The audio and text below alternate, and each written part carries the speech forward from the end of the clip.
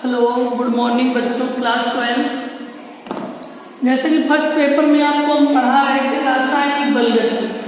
रासायनिक बलगति में आपको हमने पढ़ाया था कि प्रथम द्वितीय तृतीय कोट की अभिक्रिया की इकाई मानकर निकालना और प्रथम कोट की अभिक्रिया का व्यंजक पढ़ाया था। आया प्रथम कोट की अभिक्रिया का व्यंजक। उसके बाद है चलो नेक्स्ट अर्ध आयु काल। अर्ध आयु काल हेलो, अर्ध आयु काल। अर्ध आयु काल लिखिएगा, वह समय जब अभिकारक की, वह समय जब अभिकारक की, वह समय जब अभिकारक की आधी मात्रा शेष रह जाती है। वह समय जब अभिकारक की आधी मात्रा शेष रह जाती है, आधी मात्रा शेष रह जाती है, अर्ध आयु काल कहलाते हैं। अर्ध आयु काल कहलाते हैं। इसे टी हाफ से प्रदर्शित करते हैं, यानी इसे टी हाफ से व्यक्त करते हैं। इसे टी हाफ से प्रदर्शित करते हैं,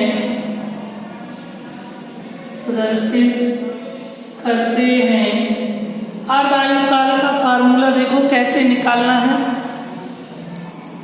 आपको मालूम है प्रथम कोट की अभिक्रिया का जो सूत्र निकाला था K बराबर 2.303 बटे टी लॉग वेस्ट है A बटे A माइनस एक्स। यही समीकरण हमने निकाला। प्रथम कोट की अभिक्रिया का जो व्यंजक दिया था एक निकला था K बराबर 2.303 बटे टी लॉग A बटे A माइनस एक्स। आपको मालूम है जो टी है वो किसके बराबर हो जाएगा, टी हाफ की। टी बराबर किससे, टी हाफ समय के, जहां पर A प्रारंभिक मात्रा किसके बराबर हो जाएगा, A/2 को। माना जब अर्ध आयु काल है तो माना टी समय टी हाफ के और प्रारंभिक मान A बराबर A/2 इसके हाफ के बराबर होता। ये दोनों वैल्यू उठाकर समीकरण फर्स्ट में रखना है। लिख देंगे ऐसे K बराबर A minus x equal to A/2। समीकरण फर्स्ट में मान रखने पर, समीकरण फर्स्ट में मान रखने पर K बराबर 2.303 टी की जगह टी हाफ, लॉग की जगह लॉग, A की जगह A minus x equal to A/2। Clear? तो ये A से A कट जाएंगे। K बराबर 2.303 बटे टी हाफ लॉग 2 ऊपर आ जाएगा। चूंकि लॉग 2 का मान होता है 0.3010, यही होता है लॉग 2 का मान। फिर K बराबर 2.303 गुणा 0.3010 अपॉन टी हाफ। K बराबर इनका मल्टीपल करोगे 0.693 2 अपॉन टी हाफ। ये तो K निकल आया, लेकिन टी हाफ बराबर आपको सिद्ध करना अर्ध आयु काल, तो 0.6932 बटे K, यही हमें प्रूव करना है। नोट कर सकते आया समझ में। ये उठाकर मान इसमें रखते हैं। अगर आपसे K पूछे कभी भी तो K इक्वल टू 0.6932 बटे टी हाफ। K के लिए व्यंजक पूछे लिए और अर्ध आयु काल के लिए पूछे टी हाफ बराबर 0.6932 बटे K, ये लिखना। ठीक, अब हेडिंग डालो आप लोग आगे। शून्य कोट की अभिक्रिया के लिए व्यंजक। प्रथम कोट का समझ गए, उतार लीजिए। इसके बाद हेडिंग डालो शून्य कोट की अभिक्रिया के लिए व्यंजक।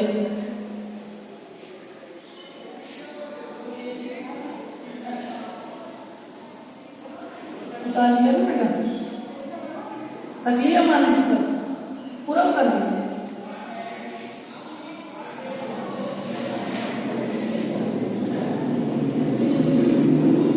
हेडिंग डालो शून्य कोट की अपक्रिया के लिए व्यंजक।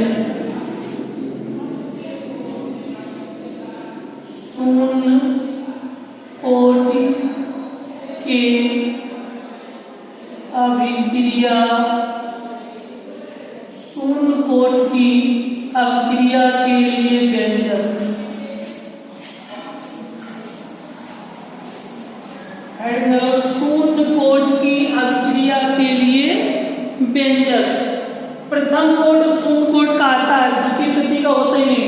शून्य कोट की अपक्रिया के लिए व्यंजक वही, फिर माना कि हमने ए रिएक्टेंट पी प्रोडक्ट, उसमें भी एक पी माना था, ए रिएक्टेंट है और पी क्या है, प्रोडक्ट। प्रारंभ में हमने ए मोल 0 मोल, प्रारंभ में ए मोल, जब कोई मोल ए होगा तो उसका प्रोडक्ट उत्पाद में 0 मोल बना होगा जब ए मोल होगा। टी समय पश्चात जब टी 0 होगा, टी बराबर 0, टी समय में, टी बराबर 0 के लिए टी समय में ए माइनस एक्स होगा। ये मतलब जब टी बराबर 0 है तो टी समय में इसका मान 0 से x पहुंचा होगा, घटे, तो फिर a से x घटेगा तो क्या हो जाएगा, a माइनस एक्स हो जाएगा। ठीक है, तो दर नियमानुसार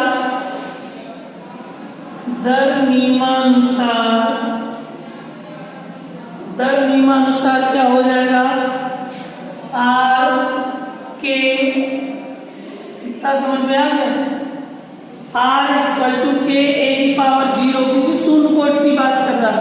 और ये तो पता ही है किसी की पावर 0 हो उसका वैल्यू कितनी होती है, होती है कि नहीं होती है। अब हमें समीकरण नंबर फर्स्ट ये लिख दिया, फिर उसके बाद सेकंड बलगति नियमानुसार, रासायनिक बलगति नियमानुसार dx अपॉन dt, बलगति के नियमानुसार dx upon dt r equal to समीकरण नंबर सेकेंड। ठीक है, अब समीकरण फर्स्ट एंड सेकेंड से, समीकरण फर्स्ट एंड सेकेंड से क्या हो जाएगा, आर तो खत्म हो गए, देखो बेटा, और के की पावर 0 इसकी वैल्यू 1 है, 1 हो गया, तो k इक्वल टू हो जाएगा dx अपॉन dt। आया समझ में, k बराबर dx अपॉन dt। अब dx ऐसे कैसे दिख रहा है, देख लिया आ रहा है, बस इसको जब कैसे गुणा करोगे यहां पर बता दें, इसका kd मतलब dx बराबर हो जाएगा k dt। नहीं समझ में आया, जब ऐसे कैची गुणा करोगे dx equal to k dt, तो जब इसका समाकलन करने पर बताओ dx का समाकलन क्या होता है, समाकलन करने पर समाकलन का निशान लगा दो ऐसे, dx के dt, समाकलन dx का समाकलन x होता है और इसका के dt का kt प्लस c होता है, नहीं होता समाकलन। ठीक है, ये समीकरण थर्ड हो गया। प्रारंभ में हमने देखा था t बराबर 0 था तो x बराबर 0 था, तो प्रारंभ में यहाँ c बराबर क्या हो जाएगा 0, तो x बराबर kt प्लस 0 हो जाएगा, तो x बराबर क्या आ गया kt आ गया, x बराबर क्या आ गया kt। हमें k निकालना है तो x अपॉन में t आ जाएगा बराबर k, क्या आ जाएगा x अपॉन t बराबर k। जहां c बराबर 0 है तो जहां सी समाकलन स्थिरांक है, समाकलन स्थिरांक। ये बहुत सरल है, कैसे समझ लो अगर ना समझ में आया हो।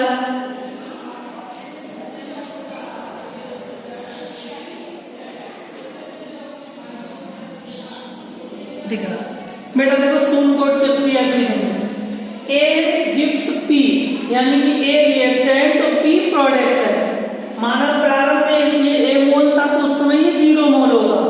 जब t बराबर 0 है t समय में, तो जब ये 0 से x मोल हुआ होगा तो ये t 0 से a माइनस x मोल हो गया होगा। यहाँ पर दर नियमानुसार r equal to k a की पावर 0। शून्य कोट किसी की पावर शून्य होती है उसकी वैल्यू 1 होती है। क्लियर।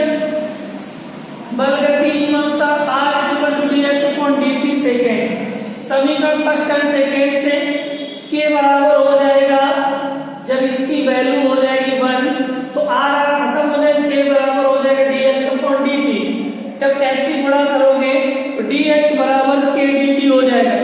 समाकलन करोगे समाकलन dx बराबर समाकलन k dt। dx का समाकलन x होता है, k dt का समाकलन kt प्लस c होता है।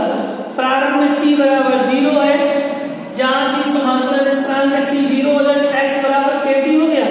अगर हमें k स्थिरांक वेग स्थिरांक की व्यंजक करना, शून्य कोट की क्रिया के व्यंजक k बराबर x अपॉन t, यही शून्य कोट की क्रिया का व्यंजक है। नोट कर लीजिए।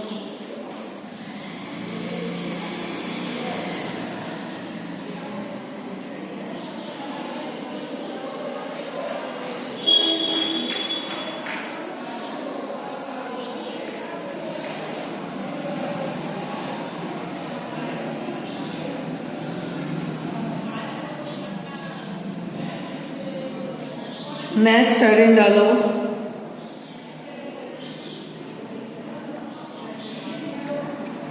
आणविकता।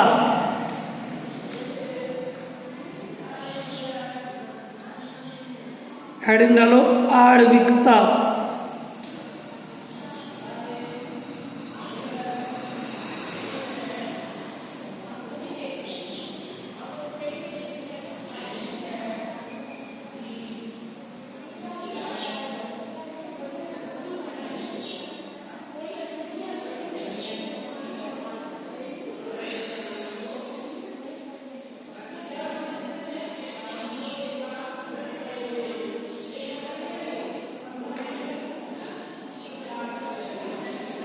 लिखिए आणविकता में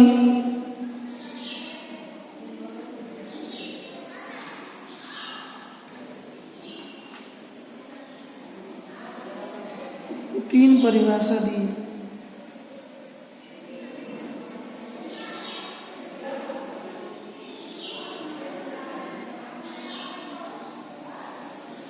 देखो, किसी अभिक्रिया की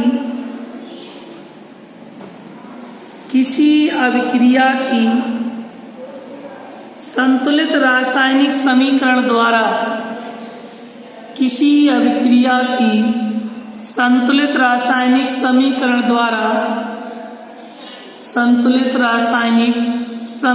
द्वारा प्रत्येक प्राथमिक पद में भाग लेने वाले अभिकारक अणुओं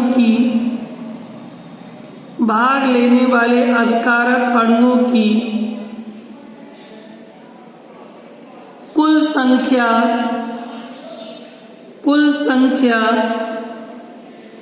अभिक्रिया की आणविकता कहलाती है। कुल संख्या अभिक्रिया की आणविकता कहलाती है। अभिक्रिया की आणविकता कहलाती है। अभिक्रिया की आणविकता कहलाती है। देखो क्या होती है आणविकता। मतलब अगर अभिकारक में कुल, जैसे मान लो कोई भी एग्जाम्पल हमने ले लिया, 2KClO3 gives 2KCl plus 3O2। अब मान लो में हमारे दो अणु आगे लगेंगे, तो इसमें कोई कुछ कितनी आणविकता है, तो तो आप बता दें आणविकता अणुओं की संख्या कितनी है? 2। ये जो सबसे आगे लगे होते हैं अभिकारक में, उत्पाद नहीं, अभिकारक में लगने वाले अणुओं में जो आगे होते हैं वो आणविकता कहलाते हैं। क्या कहलाते हैं? आणविकता।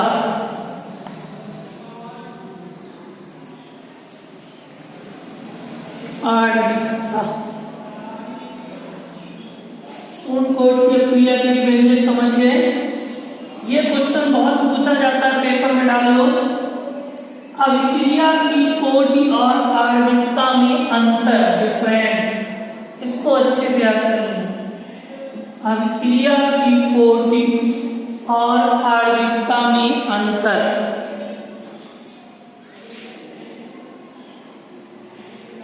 अभिक्रिया की कोटि व आणविकता में अंतर।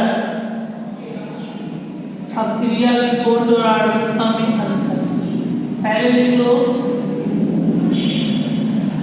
अभिक्रिया की कोटि, अभिक्रिया की कोटि, फिर लिख लो आणविकता, आणविकता।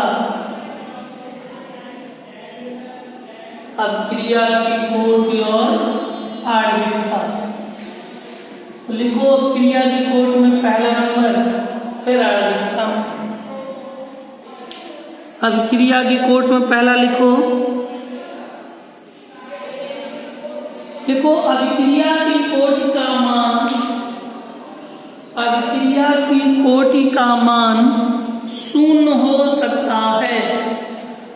अभिक्रिया की कोटि का मान शून्य हो सकता है। अभिक्रिया की कोटि का मान शून्य हो सकता है। फिर लिखिए आणविकता की, आणविकता का मान शून्य नहीं हो सकता है। आणविकता का मान शून्य नहीं हो सकता है, शून्य नहीं हो सकता है, शून्य नहीं हो सकता है।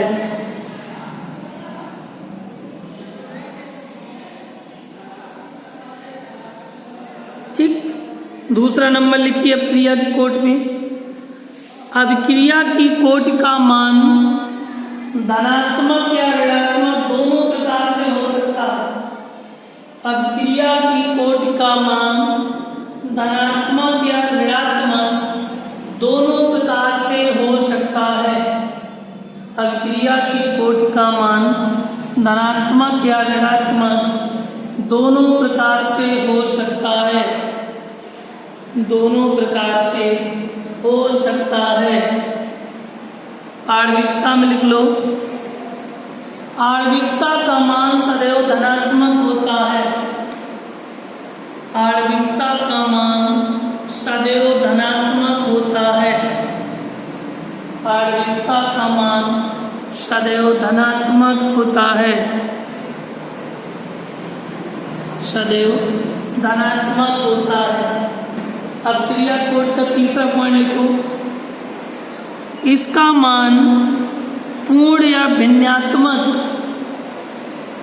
इसका मान पूर्ण या भिन्नात्मक दोनों प्रकार का हो सकता है।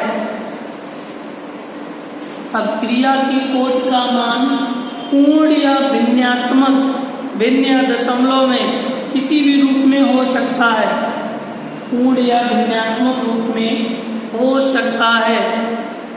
आणविकता में लिख लो, इसका मान सदैव एक पूर्ण संख्या होती है।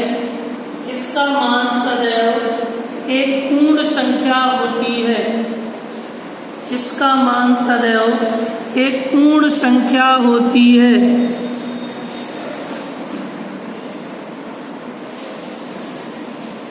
क्या क्या पॉइंट हो गया? 3। चौथा पॉइंट हो गया लास्ट अभिक्रिया की कोटि में। लिखिए अभिक्रिया की कोटि, अभिक्रिया की कोटि का एक प्रायोगिक मान होता है। अभिक्रिया की कोटि का एक प्रायोगिक मान होता है। अक्रिया की कोटि का एक प्रायोगिक मान होता है जिसे वेग समीकरण में अभिकारक की घातों में व्यक्त किया जाता है। जिसे वेग समीकरण में अभिकारक की घातों में व्यक्त किया जाता है। अभिकारक की घातों में व्यक्त किया जाता है। आणविकता का लास्ट पॉइंट लिख लीजिए। आणविकता एक सैद्धांतिक मान होता है। आणविकता का एक सैद्धांतिक मान होता है जिसे अपक्रिया के आधार पर ज्ञात किया जाता है। जिसे अपक्रिया के आधार पर ज्ञात किया जाता है। जिसे अपक्रिया के आधार पर ज्ञात किया जाता है। कल सभी लोग प्रथम कोटि की अपक्रिया और शून्य कोटि की अपक्रिया का व्यंजक करके लाएंगे घर से, और कल सवाल भी पढ़ाएंगे, जहां ना समझ में आप पूछ सकते हैं। ठीक है।